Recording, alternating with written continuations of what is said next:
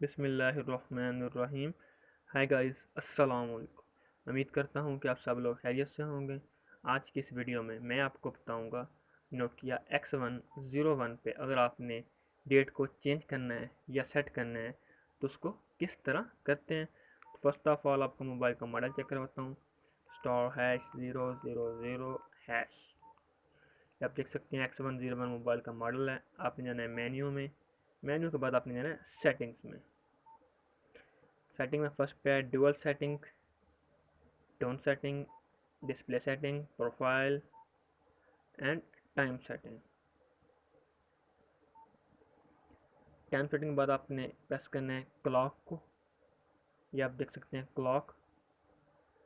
यहाँ पे करना है सेट टाइम जो आपका एग्जैक्ट टाइम, जैसे कि मेरा 0131 टाइम हुआ है 1:31। और ओके करना है, जैसे कि पीएम में मैंने पीएम को क्या करना है, टाइम इज़ सेट।